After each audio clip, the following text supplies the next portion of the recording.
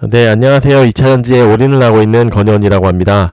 오늘은 원래 방송을 할 생각이 없었는데, 말씀드린 대로 이번 주보다는 이제 다음 주부터는 본격적으로 좀 많이 방송을 다시 해보려고 하고 있고, 이번 주는 오늘 워낙 중요한, 양극재에서도 좋아하는 LNF의 컨콜 이슈가 있어서 한번 좀, 짚어볼 만한 것들이 있어서 한번 여러 가지 소식들과 함께 전달 드려보도록 하겠습니다.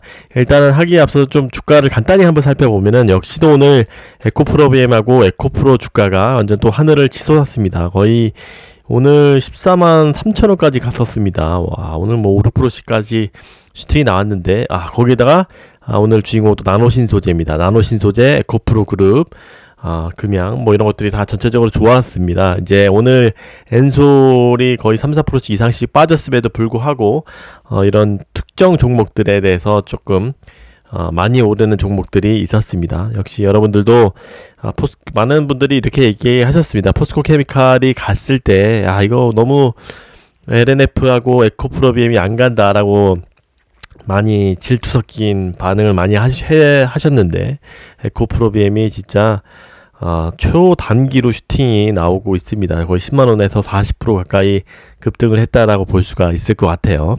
그 얘기는 제가 말씀드린 대로 수주를 앞두고 있어서 그렇다고 저는 생각을 합니다. 물론 뭐 여러가지 또 이런 소재에 대한 개발, SK온에서 했던 소재 개발 이런 부분도 있지만, 저가 코발트 프리 그런 이슈도 있고, 뭐 수급 이슈도 있고, 슈커버리 이슈도 있고 하지만, 그 근간에는 포스코 케미칼의 40조부터 시작되어 있는 수주 러쉬가 분명히 그 온기가 전달될 것이고, 실제 그 수주에 이제 목전에 두었다라고 생각합니다. 뭐 BMW부터 이제 큰 수주가 나오겠죠. 말씀드렸듯이 스텔란티스에 40조 했으면 얘네들은 적어도 그 이상의 것을 삼성 SDI에 해야 하기 때문에 그것이 바로 지표가 아닐까 생각이 됩니다. 그래서 많은 분들이 조금 걱정을 하셨음에도 불구하고,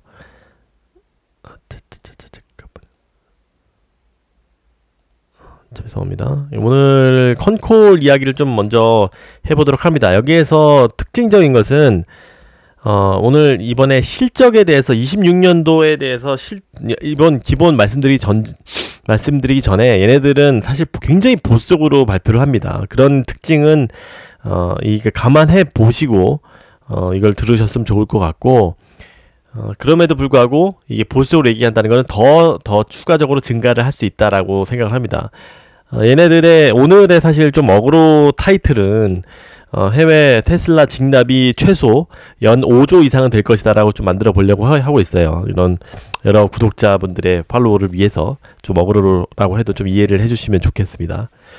이게 또 제목을 또 관심을 안 끌면 또 인기가 없더라고요. 그래서 또 제가 또 좀 굉장히 여러분들께 서운한 게, 제가 수익 자랑을 한다라고 생각을 하시는 분들이 있더라고요. 이거는 제 오랜 구독자가 아니구나. 제가 이 수익을 굳이 얘기를 하는 이유는, 저는 여러분들이 뭐 이렇게 직접적으로 아는 사이는 아니지만 저로 인해서 그 올랐을 때의 감정과 내렸을 때의 감정, 이런 것들을 몇 억씩이나 사실 움직이는 거기 때문에 그런 감정들이 낱낱이 여러분들과 이렇게 커뮤니케이션 됐으면 하는 바람에서 이런 것들을 많이 말씀드리고 있습니다만, 물론 구독자를 늘리기 위해서 하는 것도 솔직하게 있긴 하지만, 많은 분들의 관심을 받기 위해서, 왜냐면 제가 노력한 것들이 뭐 사실 이 소규모로 이렇게 퍼지는 것보다는 많이 퍼진 것을 사실 원하기 때문에, 저 영향력이 있는 사람이 됐으면 하는 부분이 있기 때문에 그런 부분은 조금 많이 제가 노출을 하는 편인데, 좀 더 이거 뭐 자랑하려고 하는 거 아니냐라고 하시는 분은 좀 마음에 상처를 입게 합니다.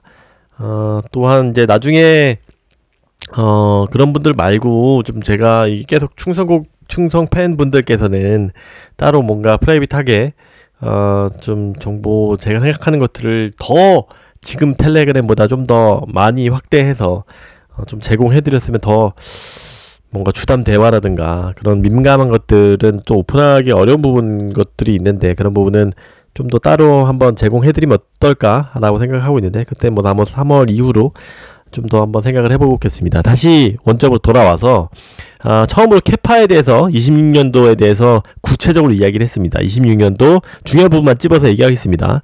40에서 42만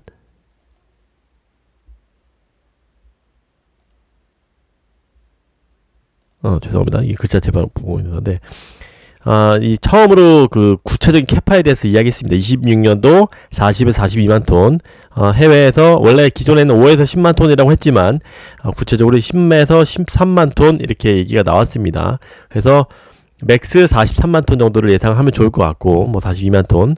근데 얘네들이 생각할 거는 이제 400만 대에 들어가는 정도의 물량인데 그때 보통 연간 8천만 대 시장이면은 뭐 25% 정도의 비율을 차지할 것이라고 생각한다라고 이야기했습니다. 뭐 4분기는 뭐 이미 지나간 거지만 채용 일회성 비용이 많이 증가했다라고 해요. 구지 2공장이랑 페이즈 2단계 그 부분이 또 많이 증가됐고 2월부터는 본격적으로 그런 비용 없이 이제 진행이 됐으니까 좀 더 생산성이 좋아지지 않을까 생각됩니다. 2월부터는 구지 2공장이 다 반영돼서 돌아갈 겁니다. 근데 이런 부분은 뭐 짜잘한 것들은 나중에 한번 보시면 좋을 것 같고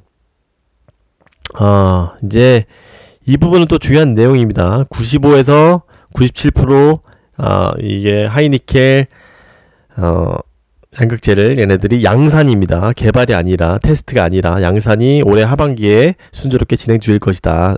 이제 납품될 것이다 라고 얘기했고 또한 이 부분도 약간 구체적으로 이야기를 해줬어요. 파우치 쪽으로 싱글 크리스탈이 게임 체인저로 될 거다 라고 이야기했어요. 제가 싱글 크리스탈은 많이 단결적 양극재는 많이 말씀을 드렸죠.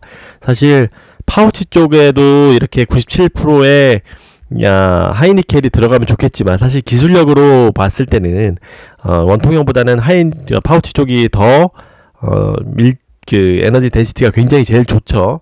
그래서 그런 부분이 지금 LG엔솔에서 굉장히 잘 하고 있는데 SK 쪽도 그렇고 우리나라에서 제일 강한 게 파우치 쪽인데 파우치 쪽에 97%를 넣으려고 해도 넣을 수가 없습니다. 이런 날 이쪽에서 얘기하는 게 우리는 97% 개발해도 이쪽에서 셀 회사에서 다른 소재랑 겹쳤을 때 이런 것들의 화재 안정성에서 견뎌낼 수 없다라고 수없이 이야기를 많이 했습니다.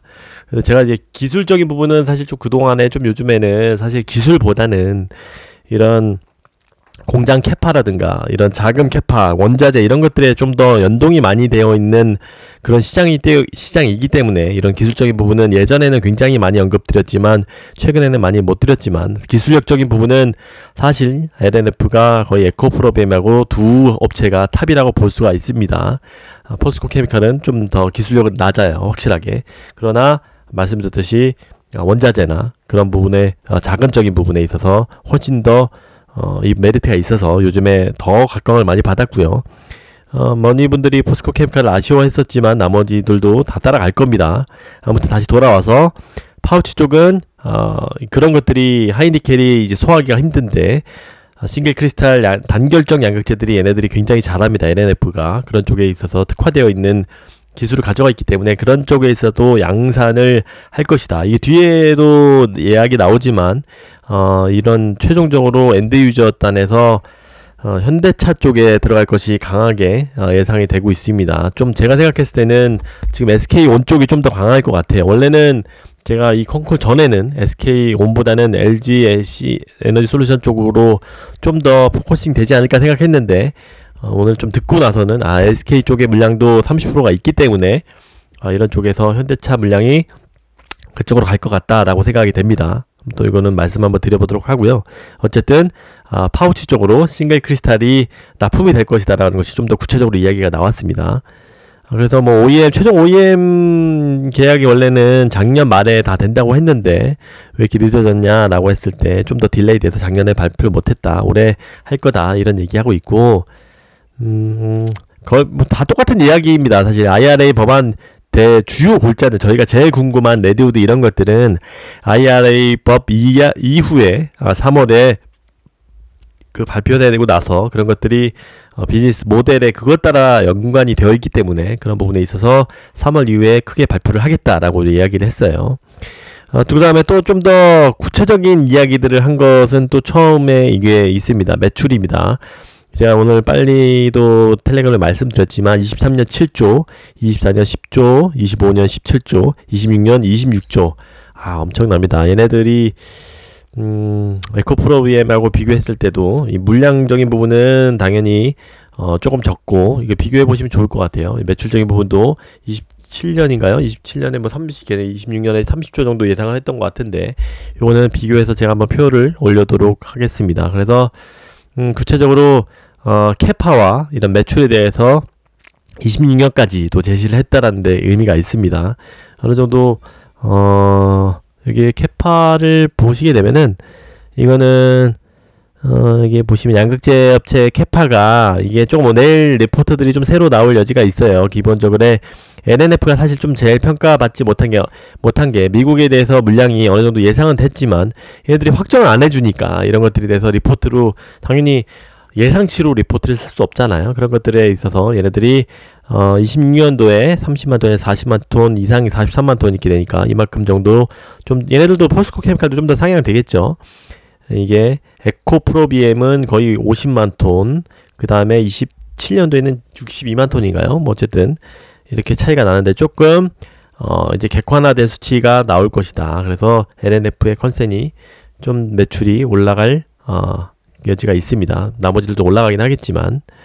그래서 이렇게 매출도 좀 제시를 처음 해줬고요. 굉장히 이것도 보수적으로 한 겁니다. 뒤에 얘기 나오겠지만 이런 지금 최근에 테슬라 수요가 좋은데, 이런 것들이 백로그 이런 주문 수요가 더 많게 되면은 주문 생산량들을 더 늘리고 할 텐데, 그런 거 있어서 추가적인 상향 여지도 있다라고 이야기를 했어요. 여기 나와 있죠. 이게 EV 수요가 오더가 더 증가될 가능성이 충분히 있다. 그리고 마진은 어느 정도 계속 유지를 하고 있고, 최종적으로 Q의 성장을 예를 들어서 그냥 하이싱글 6, 7% 정도가 사실 뭐 목표는 9% 이상 하이싱글이지만 현실적으로 6, 7% 정도를 예상으로 하고, 이제 매출이 Q의 성장으로 해서 이끌어가는 그런 구조라고 보시면 좋을 것 같아요. 양극재 사업 자체가.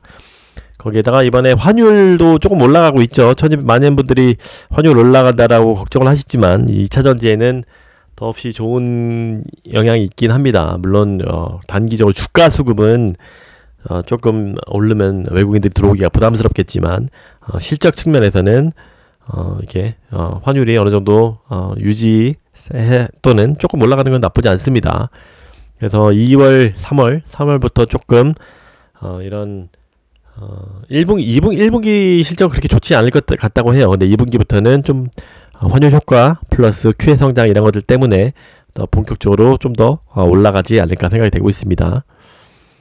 해외 진출은 말씀드렸듯이 IRA가 나와야지 이거 된다라고 이야기했고, 이거는 제가 수업시도 많이 말씀드렸죠. 이 크리티컬 미네랄로 보고 미국 진출에 대해서 일부만 갈지, 전구체부터 양극재까지 다 갈지, 아니면 양극재로만 갈지, 이런 것들에 대해서 결정을 할 것이다 라고 합니다. 그래서 최종적으로 지금 12월에서 가이던스에서는 그렇게 애매하게 나왔기 때문에 어쨌든 우리나라에서도 최대한 많이 만들 것이다 라고 해서 조금 더 유리해진 측면이 있죠. 김현수 연구원이 위클리 리포트에도 썼죠. 이런 것들이 만약에 그런 것들이 그대로 유지가 된다고 하면 LNF 같이 해외 진출에 대해서 조금 덜 알려진 곳에서는 국내 캐파 확장은 좀 더 쉽기 때문에, 그런 부분에 있어서 포스코 케미칼에 대비해서 받지 못한 그 해외 진출 수혜를 좀 더 얘네들이 주가를 가져갈 수 있다라고 볼 수가 있을 것 같아요.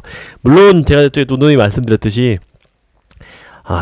포스코 케미칼 먹고 에코프로비엠 먹고 그 다음에 LNF 먹고 이게 하면 딱딱딱딱 너무나 좋을 것 같은데, 그렇게 하기는 사실 힘듭니다, 여러분들. 그래서 정확하게 맞추기는 힘들고, 그냥 양극재를 많이 가져가시면, 다른 소재에 대비해서 양극재가 제일 좋으니까 양극재 비중을 많이 가져가시면 좋을 것 같습니다. 거기에다가 나노신 소재는 오늘 굉장히 잘 갔죠. 나노신 소재는 제가 조금 아쉬운 부분이 있네요.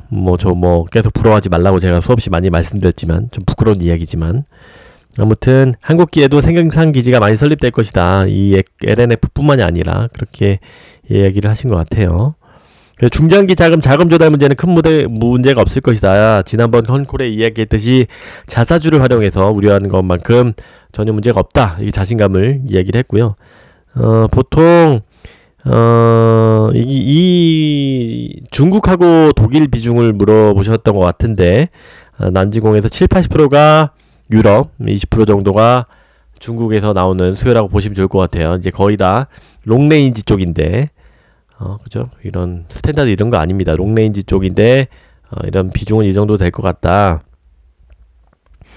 네, 그렇게 보시면 좋을 것 같고, 네, 레드우드가 받아들였는지, 뭐, 이 얘기는 뭐, 다 맨날 들었던 내용이신 것 같아요. 그래서,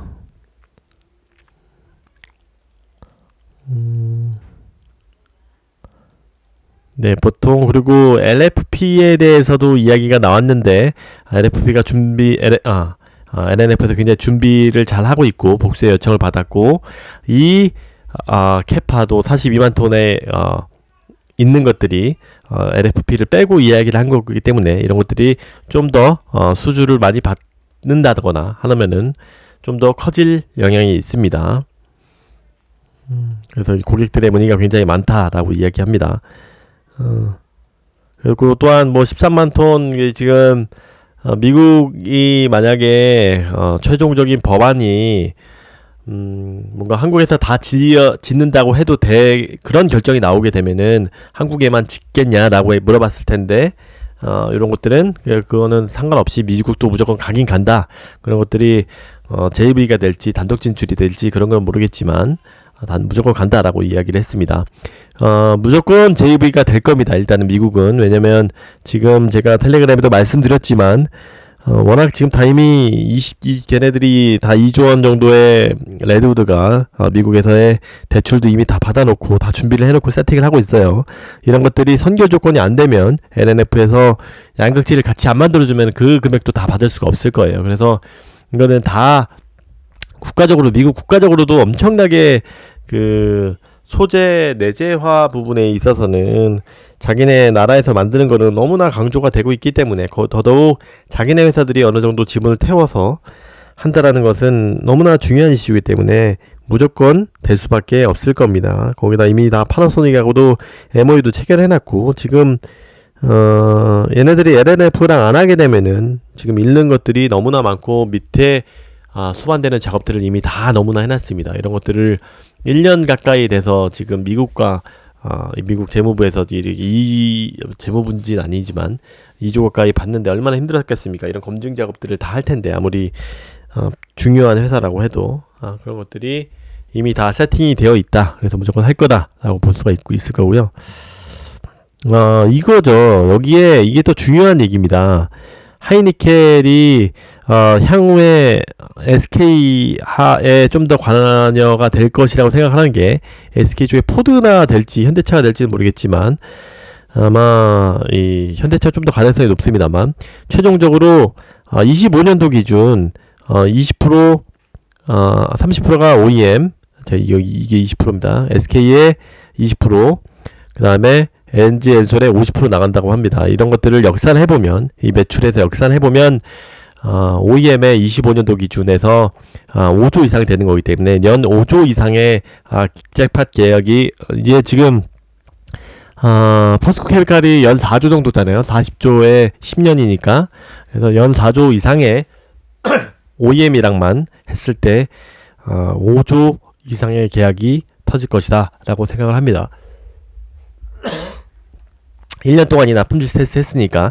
이런 것들은 뭐 3월 1일날 인베스터 데이 때 조금 더 구체적으로 나올 확률이 있고 한데 OEM이랑 나가는 것도 있고 LG 엔솔이랑 나가는 기존에서 테슬라에서 직납으로 나가는 것도 당연히 자체 배터리도 있고 그 다음에 나머지 이쪽 부분은 또 엔솔 통해서 받는 것도 있잖아요. 그래서 둘 다 완전 다 사실 테슬라에 너무나 80%의 의존도를 가져가는 거는 어쩔 수가 없을 것 같습니다. 물론 이제 나머지 정도의 이런 파나소닉 같은 것도 있습니다. 파나소닉 같은 경우는 26년도부터 이제 발생하는 것으로 알고 있는데 25년도 중순부터 될 수도 있는데 어쨌든 OEM의 물량을 간접적으로 추정해 볼 수 있는 지표가 된 단서가 나왔습니다.